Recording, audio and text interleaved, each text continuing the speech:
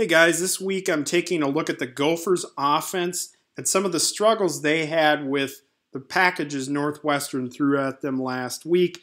Particularly stunts caused a lot of trouble for the Gophers offensive line.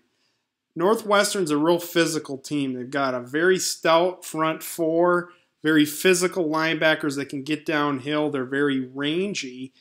And the Gophers offensive line had trouble communicating and picking up some of these stunts. There were a lot of blocking problems, and some of them were just related to their front four controlling the line of scrimmage in man-on-man situations as well. But the stunts were a big problem, and I'm going to take you through that right now. Let's roll the tape. As you can see here, Northwestern, watch the right defensive end. He's going to stunt inside. You got a linebacker coming downhill. The left defensive end wins his rep as Falele tries to hold his block, and all Morgan can do is throw it away. You can see Falele's side gets hit with a subtle stunt too, and all he can do is just try to pick it up, and Morgan throws it away safely to just try to make something happen. Northwestern has 7 on the line of scrimmage here. They're going to send 2 guys off the edge. The linebackers bluff back and get a ton of pressure. The Gophers' offensive line just couldn't handle it. Donnell Green definitely feeling the effects of injury in this game, and that's one of the reasons why the Gophers really struggled.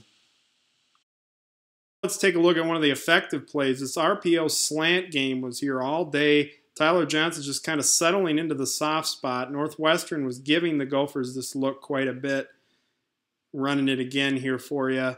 Throughout the day, the Gophers hit on this route, and a couple drops were key. Bateman had one ball he dropped that would have been a TD because they sent blitzers, and oh man, he had a lot of green grass in front of him. Tyler Johnson's just great with this route. Gets open a ton off of it.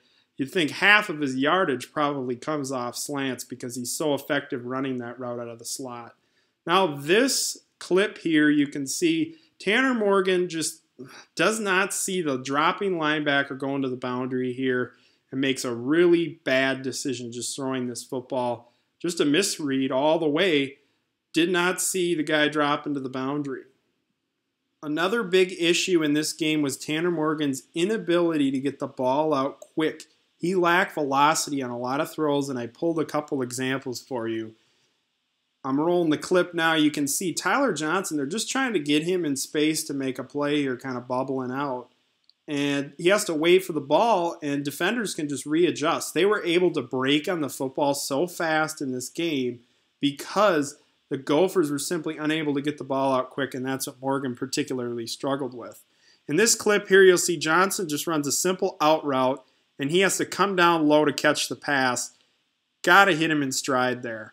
Then there's another situation here on this outbreaking route where he has to drive the ball to the sideline. He hits Demetrius Douglas in stride. That's a big gain. Another moment in this game is this 4th and 1 situation the Gophers were in. A lot of people were really upset with this play call in particular. However, this is a misblocking assignment here.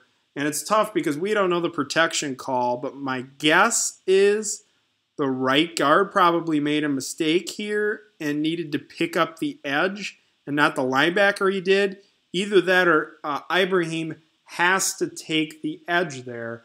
I'm not particularly certain because we don't know the call, but that's definitely looking like a blocking issue. So as a whole, the Gophers offense made a lot of little mistakes. Drop passes were big. I know Bateman had the flu, so that impacted his play. He really did not play well in that game, and Morgan just couldn't get the ball out quick enough. He held the ball too long at times. Just didn't look himself out there. Did not have the same velocity and zip that we are accustomed to seeing. He's never been a great drive to the hash guy, but he's been able to get the ball there in a timely manner and not allow defensive backs to break on the ball.